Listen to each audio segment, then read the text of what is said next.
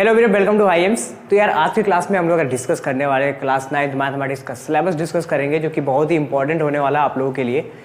क्योंकि class 10th में तो आप पहुंच जाते हो, लेकिन क्लास 9 को ढंग से नहीं पढ़ते हो। अगर आप क्लास 9 को ढंग से नहीं पढ़ोगे तो आप 10th भी अच्छे से समझ नहीं पाओगे। तो ये जो सिलेबस है ये काफ़ी इंपॉर्टेंट होने वाला है।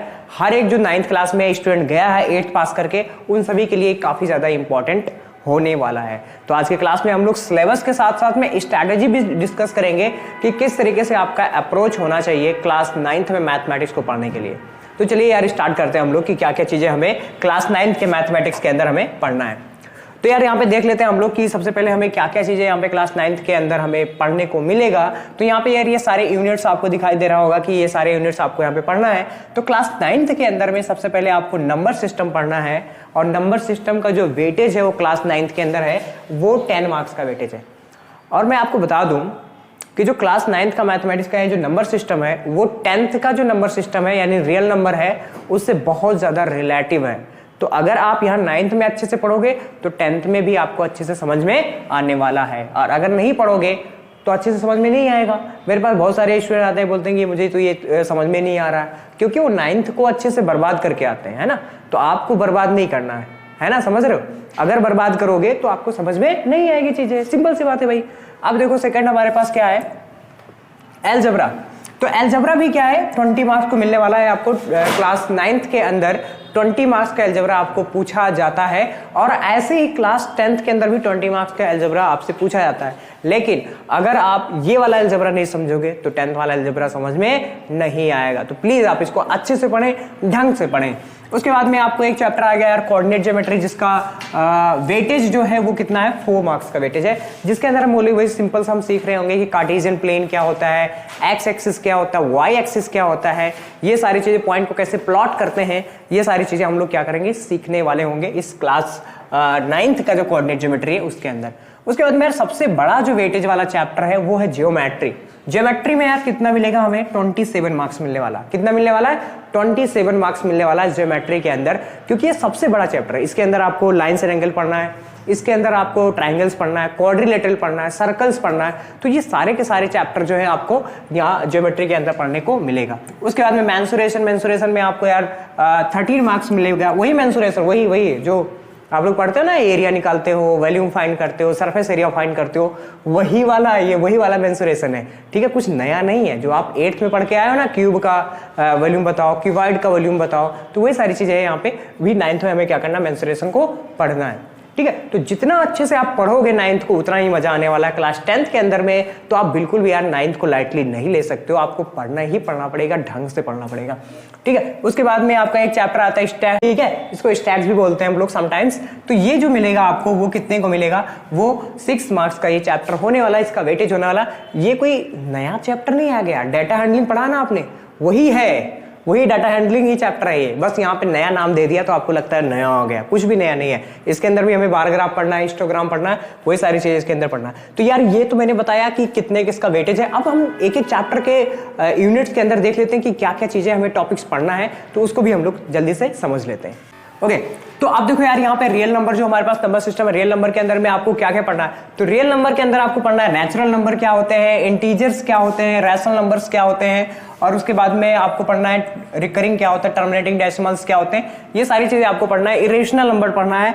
उसके बाद में फिर यहाँ पे आपको रेशनलाइजेशन पढ़ना है कि किस तरीके से हम लोग रेशनलाइजेशन करते हैं। उसके बाद में यहाँ पे यार लॉज ऑफ एक्सपोनेंट्स पढ़ेंगे हम लोग, जो क्या होता है कि बेस अगर क्या होगा, सेम होगा तो पावर ऐड हो जाते हैं। इस तरीके की चीजें सारे हम लोग क्या करेंगे, एक्सपोनेंट्स में हम लोग यहाँ पे डिस्कस करने वाले हैं। तो ये जो है यार अपने आप में एक बहुत ही इंपॉर्टेंट है, जिसको हम लोग क्या करेंगे, जब चैप्टर पढ़ेंगे तो खूब अच्छे से क्या कर लेंगे यार, डिस्कस कर लेंगे। अब फटाफट हम लोग देख लेते हैं यार कि अलजेब्रा के अंदर में आपको कितने चैप्टर पढ़ने हैं और चैप्टर के अंदर में क्या क्या चीजें आपको डिस्कस करनी है। ओके, तो यहाँ पे यार देखो यार जो पॉलिनोमियल्स है इसके अंदर आपको क्या क्या समझना। तो पॉलिनोमियल जो है बहुत ही इंपॉर्टेंट हो जाता है क्लास 10th वाले स्टूडेंट के लिए भी, कि 9th में वो अच्छे से इसको पढ़ के आए। तो यहाँ पे देखो यार हम लोग समझेंगे कि वेरिएबल क्या होता है, उसके बाद में हम लोग समझेंगे कोएफिशिएंट ऑफ पॉलिनोमियल क्या होता है, टर्म्स ऑफ पॉलिनोमियल क्या होता है, जीरोज ऑफ पॉलिनोमियल क्या होता है, डिग्री ऑफ पॉलिनोमियल क्या होता है। ये सारी चीजें हम लोग यहाँ पे समझेंगे पॉलिनोमियल वाले चैप्टर के अंदर में।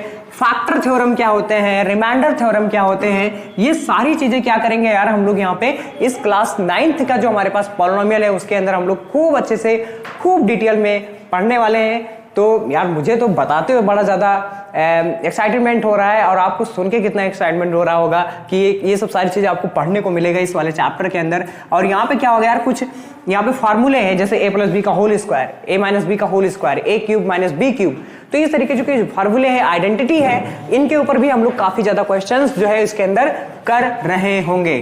तो ये फैक्टराइजेशन भी हम लोग समझेंगे। तो ये सारी चीजें हैं पॉलिनोमियल्स के अंदर में, ये सारी चीजें भी हम क्या करेंगे, पढ़ेंगे। तो मैं जब चैप्टर स्टार्ट करूंगा तो एक एक चीजें आपको खूब मजे से, खूब इंजॉय के साथ में हम लोग पढ़ेंगे, और बड़ा मजा आने वाला है यार इस सफर में। हमारे साथ आप जुड़े रहिए और देखते हैं हम लोग फटाफट की नेक्स्ट अलजेब्रा का कौन सा चैप्टर है। ओके, तो अब देखो यार, यहाँ पे सेकंड चैप्टर जो हमारे पास है, सेकंड चैप्टर वहां पे जो हमारे पास है वो है linear equation in two variable. क्या? Linear equation in two variable. इसके अंदर हम लोग समझेंगे कि इक्वेशन क्या होता है, लीनियर इक्वेशन क्या होता है। तो यार इसके पहले हमने पॉलिनोमियल पढ़ लिया, जिसके अंदर हमने डिस्कस किया था कि डिग्री क्या होता है, और जिनका डिग्री 1 होता है ऐसे इक्वेशन को हम लोग लीनियर इक्वेशन बोलते हैं। तो वो हम जब चैप्टर पढ़ेंगे तो उसके अंदर हम लोग डिस्कस करेंगे, और कैसे हम लोग इसके वैल्यू को फाइंड करते हैं, और कैसे ग्राफ वगैरह पे कैसे प्लॉट करते हैं, तो सब कुछ सिखा देंगे यार आपको, और बिल्कुल फ्री ऑफ कॉस्ट, कोई कॉस्ट नहीं होगा यहाँ पे, एकदम आराम से आपको मैं सिखा दूंगा। बस आपको छोटा सा काम करना है कि चैनल को सब्सक्राइब कर लेना है, और जो हमारे पास बेल आइकन है उसको भी दबा दो यार, दबा दो, कैसे भी दबा दो कसके, है ना, समझ में। अब देखो यार सेकंड यहाँ पे देखो, उसके बाद में हमारे पास कोऑर्डिनेट ज्योमेट्री आ जाएगा। कोऑर्डिनेट ज्योमेट्री मैंने आपको बताया कि कितने मार्क्स का होने वाला है, 4 नंबर का होने वाला है, और 4 नंबर का ये मार्क्स है, और जिसके अंदर हम लोग बहुत बहुत बहुत बेसिक बातें, कार्टेशियन प्लेन क्या होता है, एक्स एक्सिस क्या होता है, एक्स वाई प्लेन क्या होता है, वाई जेड प्लेन क्या होता है, ये सारी चीजें हम लोग इसके अंदर कार्टेशियन प्लेन के अंदर, और कैसे पॉइंट को हम लोग प्लॉट करते हैं, वो सारी चीजें हम लोग इसके अंदर सीखेंगे, जो कि बहुत ही आसान है, 1-2 दिन में ये चीजें खत्म हो जाएंगी। फिर उसके बाद में सबसे बड़ा चैप्टर 27 मार्क्स का ज्योमेट्री आ रहा है, जिसके अंदर हम लोग इंट्रोडक्शन टू यूक्लिड ज्योमेट्री पढ़ेंगे। जिसके अंदर सिंपल सा क्या है यार, इंट्रोडक्शन टू यूक्लिड ज्योमेट्री के अंदर में ये है कि इसमें हम लोग ज्योमेट्री का हिस्टोरिकल बैकग्राउंड को समझेंगे। किसको? हिस्टोरिकल बैकग्राउंड को यहाँ पे हम लोग समझ रहे होंगे कि ज्योमेट्री का हिस्टोरिकल बैकग्राउंड क्या क्या चीजें हैं, बस सिंपल सा ही। इसके अंदर हम देखेंगे एक्सियम क्या होता है, थ्योरम क्या होता है, इनमें क्या क्या डिफरेंस होते हैं, एक्सियम और थ्योरम में क्या डिफरेंस होते हैं, पोस्टुलेट्स क्या होते हैं, वो सारी चीजें हम लोग इसके अंदर डिस्कस करने वाले हैं। ज्योमेट्री का जो फर्स्ट चैप्टर है इंट्रोडक्शन टू यूक्लिड ज्योमेट्री, थोड़ा सा थ्योरेटिकल है, बट अच्छे से हम लोग इस सारी चीजों को क्या कर लेंगे यार, समझ लेंगे, कोई भी आपको दिक्कत होने नहीं दूंगा मैं। चलो देखते हैं अब नेक्स्ट कौन सा चैप्टर होगा इसमें। तो नेक्स्ट चैप्टर इसमें लाइंस एंड एंगल्स, और ये लाइंस और एंगल्स जो है बहुत ही इंपॉर्टेंट हो जाता है। क्यों इंपॉर्टेंट हो जाता है मैं आपको बताता हूं कि ये ज्योमेट्री का स्टार्टिंग होता है, यहीं से हम लोग सीखते हैं कि पॉइंट क्या होता है, लाइन क्या होता है, लाइन सेगमेंट क्या होता है, एंगल्स क्या होते हैं, रेज क्या होते हैं, कितने टाइप के एंगल बनते हैं, ठीक है, ये सारी चीजें, लीनियर पेयर एंगल क्या होता है, वर्टिकली अपोजिट एंगल क्या होता है, ये सारी चीजें हम लोग जो है इसी में सीखते हैं, लाइंस एंड एंगल्स वाले चैप्टर में सीखते हैं। तो ये चैप्टर बच्चे क्या होता है, पढ़ के नहीं आते हैं, तो फिर वहां पे कहीं पे पेयर ऑफ एंगल का कॉन्सेप्ट यूज हो रहा है, तो कहने ये कैसे हो गया। तो ये वाला चैप्टर आपको पढ़ने की जरूरत पड़ेगा, लाइंस एंड एंगल्स, तभी आपको ज्योमेट्री जो है आपका स्ट्रांग होगा। बहुत सारे बच्चे होते हैं, बहुत सारे बच्चे स्ट्रगल करते हैं किसके अंदर, ज्योमेट्री के अंदर, क्योंकि उनके बेसिक कॉन्सेप्ट हिले हुए होते हैं, ठीक है। तो आपको अगर बेसिक कॉन्सेप्ट हिला हुआ है तो आप यहां से पढ़ाई कर सकते हो अच्छे से। चलो यार देखो यहाँ पे, तो आप देखो यहाँ पे ट्राइंगल्स, उसके बाद में ट्राइंगल आ जाएगा। ट्राइंगल के अंदर में अपन ने पढ़ा था ट्राइंगल क्या होते हैं, ट्राइंगल के टाइप क्या होते हैं। यहाँ पे हम लोग डिस्कस करेंगे कि ट्राइंगल में कॉन्ग्रुएंसी कैसे प्रूव करते हैं, यानी दो ट्राइंगल को हम लोग किस तरीके से कॉन्ग्रुएंट प्रूव करते हैं, कॉन्ग्रुएंसी होता क्या है, उनके बीच में क्या क्या थ्योरम होते हैं, वो सारी चीजें हम लोग ट्राइंगल के अंदर डिस्कस करने वाले हैं। नेक्स्ट देखते हैं यार।